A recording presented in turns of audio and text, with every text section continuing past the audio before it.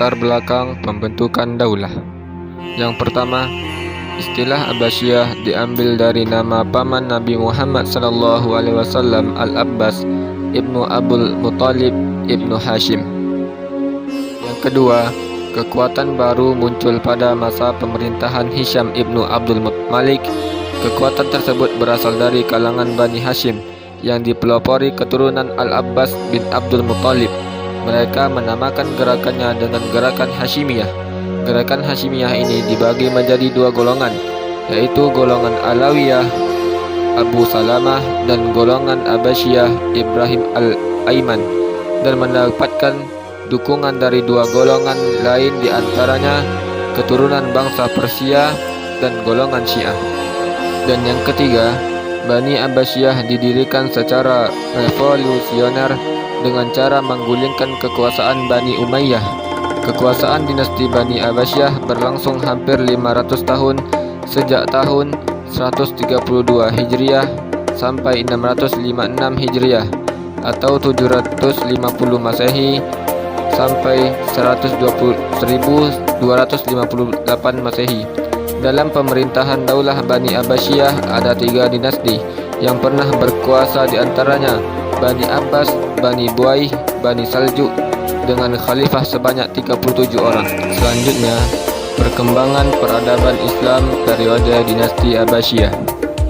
Masa pemerintahan Daulah Abbasiyah, khususnya pada masa kekhalifahan Harun Ar-Rasyid dan putranya Al-Ma'mun, adalah masa keemasan ilmu pengetahuan dan kebudayaan dalam dunia Islam.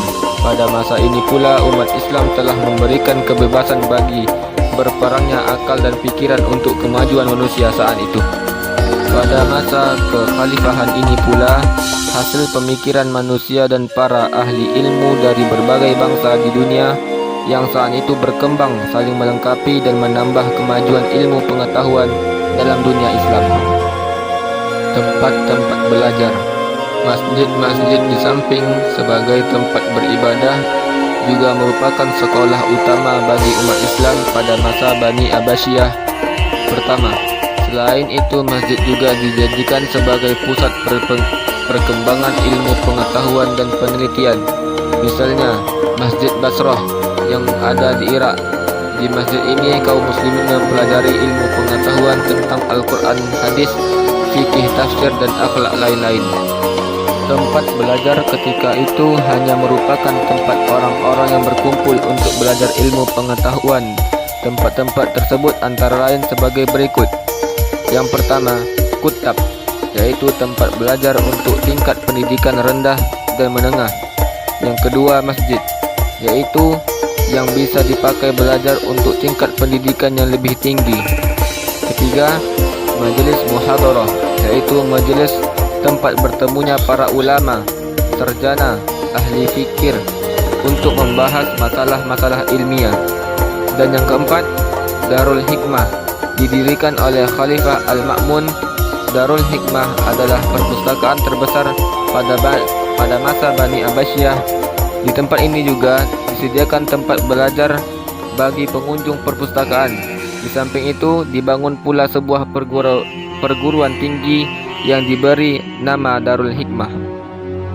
Kelima, madrasah. Pertama kali didirikan oleh Perdana Menteri Nidamul Muluk yang memerintahkan pada tahun 456 sampai 485 Hijriah. Madrasah tersebut didirikan di kota Baghdad, Basrah, Murrah, Tabaristan, Naisabur, Hara, Isfahan, dan kota-kota lainnya. Madrasah-madrasah yang didirikan mulai dari tingkat dasar, menengah, dan perguruan tinggi seperti yang ada pada saat ini. Selanjutnya, kegiatan menerjemah. Kemajuan yang dicapai oleh umat Islam pada masa Daulah Abbasiyah, khususnya pada masa Khalifah Al-Mansur, salah satunya disebabkan oleh adanya gerakan penerjemahan buku-buku asing ke dalam bahasa Arab. Buku-buku terjemahan ini sangat membantu umat Islam dalam mempelajari dan memahami berbagai cabang ilmu pengetahuan dari berbagai bahasa dan bangsa. Di antaranya kitab atau buku bidang sejarah, ilmu kalam filsafat, ilmu kalam, ilmu pasti, musik, dan lain-lain. Pusat-pusat kegiatan ilmu pengetahuan. Adapun kota-kota besar yang menjadi pusat pengembangan ilmu pengetahuan pada masa kekhalifahan Bani Abbasiyah antara lain Mekkah, Madinah, Kufah, Damaskus, Fustat, dan Quraiwan. Sedangkan beberapa kota baru yang dibuka sebagai pusat pengetahuan pada masa Bani Abbasiyah antara lain Baghdad, Isfahan, Naisabur, Basrah, dan lain-lain. Pada bidang sosial dan budaya, di antara kemajuan dalam bidang sosial budaya adalah terjadinya proses akulturasi dan asimilasi masyarakat. Seni arsitektur yang dipakai dalam pembangunan istana dan kota-kota, seperti pada istana Qasrul Zahabi dan Qasrul Khuldi. Kemajuan juga terjadi pada bidang sastra bahasa dan seni musik. Bidang politik dan militer. Pemerintahan dinasti Abbasiyah membentuk Departemen Pertahanan dan Keamanan yang disebut Diwanul Jundi. Departemen ini yang mengatur semua yang berkaitan dengan kemiliteran dan pertahanan keamanan. Pembentukan lembaga ini didasari atas kenyataan politik militer bahwa pemerintah dinasti Abbasiyah banyak terjadi pemberontakan dan bahkan beberapa wilayah berusaha memisahkan diri dari pemerintahan dinasti Abbasiyah. Perkembangan perdagangan dan industri. Ekonomi pada masa Abbasiyah didominasi oleh sektor perdagangan. Terdapat berbagai macam industri seperti kain linen dari Mesir, sutra dari Syria dan Irak, kertas dari Samarkand, serta berbagai produk pertanian seperti gandum dari Mesir dan kurma dari Irak. Hasil-hasil industri dan pertanian ini diperdagangkan ke berbagai wilayah kekuasaan Abbasiyah dan negara lain. Hasilan kehidupan ekonomi maka berhasil pula dalam hal pertama, pertanian. Khalifah membela dan menghormati kaum tani, bahkan meringankan pajak hasil bumi mereka, dan ada beberapa yang dihapuskan sama sekali. Yang kedua, perindustrian. Khalifah menganjurkan untuk beramai-ramai membangun berbagai industri, sehingga terkenalah beberapa kota dan industri-industri lainnya. Yang ketiga, perdagangan. Segala usaha ditempuh untuk memajukan perdagangan seperti membangun sumur dan tempat-tempat istirahat di jalan-jalan yang dilewati kafilah dagang, membangun armada-armada dagang, membangun armada untuk melindungi partai-partai negara dari serangan bajak laut. Perkembangan pada bidang pertanian.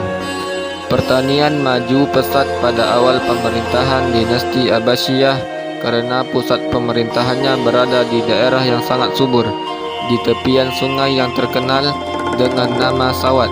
Pertanian merupakan sumber utama pemasukan negara, dan pengolahan tanah hampir sepenuhnya dikerjakan oleh penduduk asli yang statusnya mengalami peningkatan pada masa rezim baru.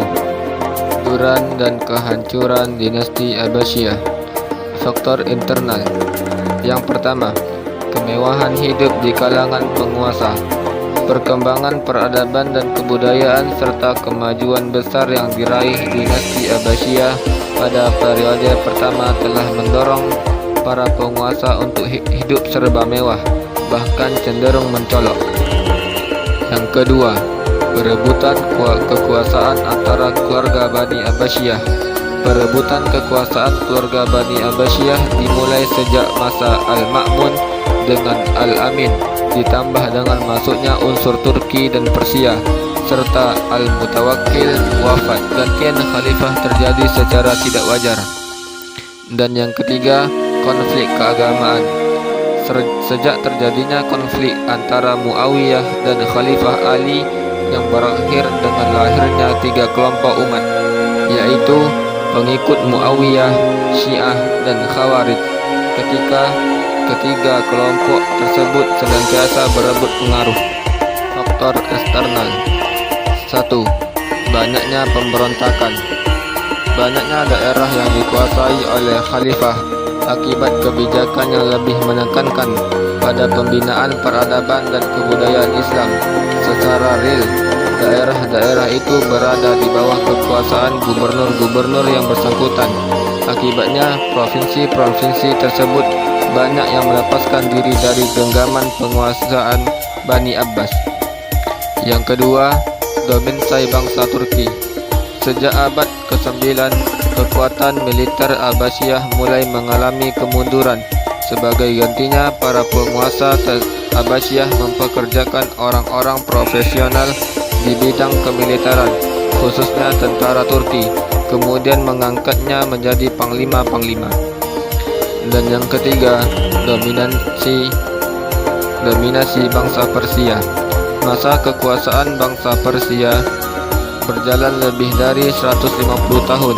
Pada masa ini, kekuasaan pusat di Baghdad dilucuti dan di berbagai daerah muncul negara-negara baru yang berkuasa dan membentuk dan membuat kemajuan dan perkembangan baru.